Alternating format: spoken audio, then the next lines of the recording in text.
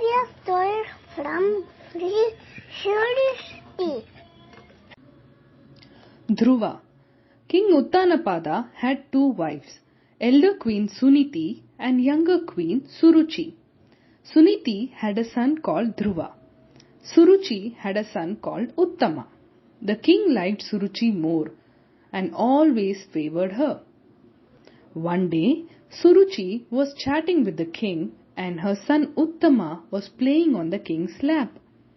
Just then, Dhruva entered the room and jumped up to climb onto his father's lap. But Suruchi pushed him away. Suruchi said, "You cannot sit on the king's lap. If you want king's attention, then you will have to take birth in my womb. Go and do penance so that you may be born as my son in the next birth." Little Dhruva's eyes welled up and he looked at his father. But the king didn't smile or embrace Dhruva. Dhruva quickly ran to his mother's room and clung to her legs, sobbing uncontrollably. Like every mother, Suniti took him in her arms, wiped his tears, kissed him and hugged him tight until he stopped crying. Once Dhruva became calm, she said, "My dear child, don't feel upset about the words of your stepmother.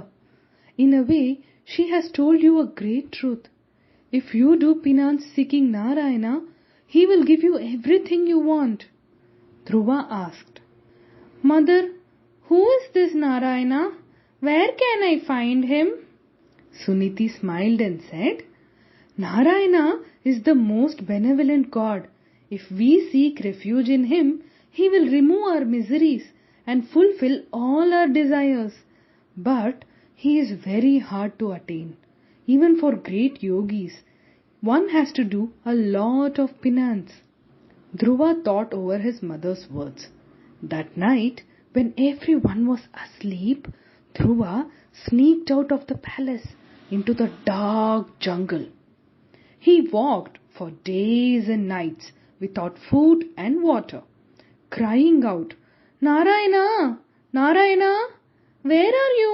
Narayana! Where are you?"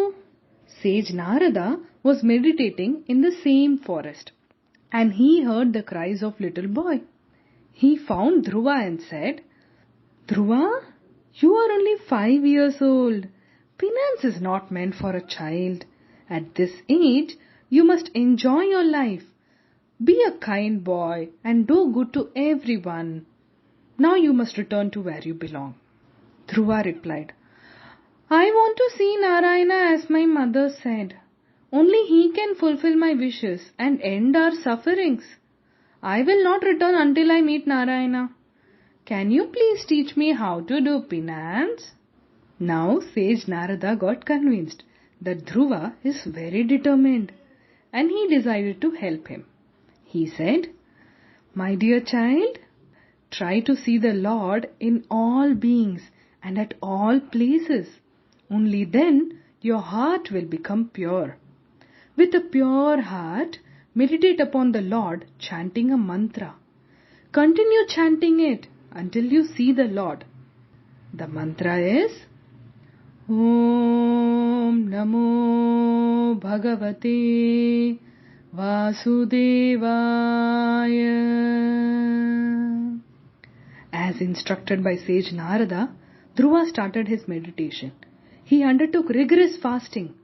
First few days, he ate green grass. Next few days, he ate only dried leaves. And after that, he lived by only sipping water every 9 days. He continued to chant, Om Namo Bhagavate Vasudevaya. Standing on one feet, he went into deep state of penance, where he breathed only once in a while. His austerity was so powerful that it shook all the 3 worlds. After many months of rigorous penance, Dhruva felt a shining light in front of him, forcing him to open his eyes. He slowly opened his eyes, and as he had wished, Lord Narayana had appeared in front of him. He was so dazzled by the Lord's presence that Dhruva could not even utter a word. Dhruva instantly prostrated in front of the Lord. Lord Narayana, full of love and compassion, smiled and touched Dhruva with his divine conch. Instantly, Dhruva sang shlokas in the glory of the Lord and composed Dhruva's stuti. Lord Narayana became pleased and said, Dhruva, I am pleased with your sincere devotion and austerity. Ask me anything you want. Dhruva replied, O Lord of the universe, I want my mind to be always engaged in contemplation about you. I always want to think about you. Lord Narayana said, My child, I grant you your boon, but now you will have to go back to your palace. Soon you will rule the kingdom.